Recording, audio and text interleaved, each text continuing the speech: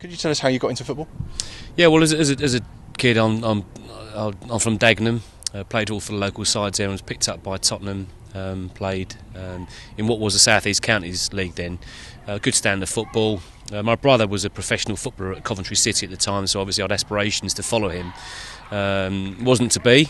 Wasn't good enough, to be fair, as a player. I played football for the Met Police for 9-10 years, and then 9 years ago I was asked whether or not I would take over the first team manager's job. I was assistant manager at Romford at the time, and obviously jumped at the opportunity to manage my works team as it was then. We've won promotion, we've won the London Senior Cup.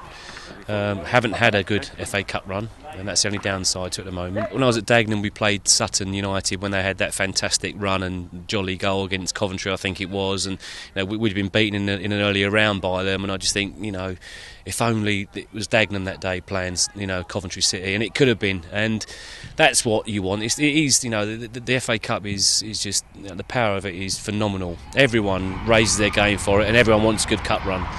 Hopefully, this is our year. So I'm a Chelsea fan, and I was lucky. I've been, the last 4 or 5 cup finals. Generally won most of them.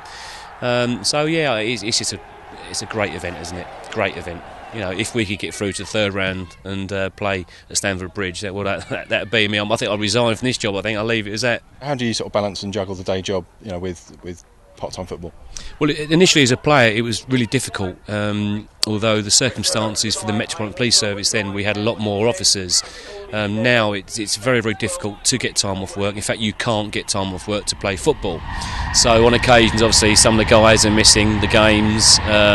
Myself, Gavin sometimes miss games because we have to work, and quite rightly put work first. I don't know if it picked up in the highlights or not, but there was a group of lads behind just giving stick. But honestly, it's great banter. I absolutely love it. I think it's brilliant, it's good-hearted, and we find it funny, and quite rightly we look forward to our games of football to get that stick as well. We've got players obviously in our side that have no association to the Metropolitan Police Service at all. Supporters believe they're all police officers or police staff, but they're not, and they get equal as much stick, so it's actually quite good for a member of the public to receive that stick and realise what we actually get on a daily basis, really.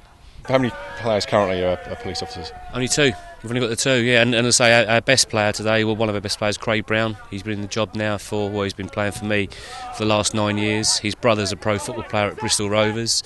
He's an exceptional player, and he's a very good police officer as well. So is football a good way to kind of, release some tension? Well, none more so, with the tragic news of the 2 officers in Manchester this week, really. I've unfortunately been on the end of a similar type thing in the Met many years ago, and it's not a nice place to be. And obviously everyone from the Metropolitan Police Service and the football club send our condolences and our best wishes to the family of both officers.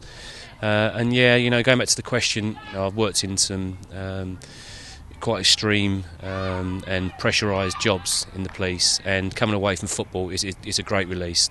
We all love football, whether you're playing or managing, and it's certainly, although this week's events have put things into perspective somewhat, really.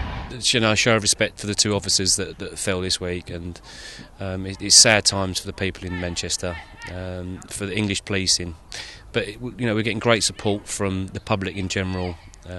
Shows how much the police are respected at times. We don't always get it right, but it just, when these events happen, I think that the British public come together and realise what a great job that the police officers do.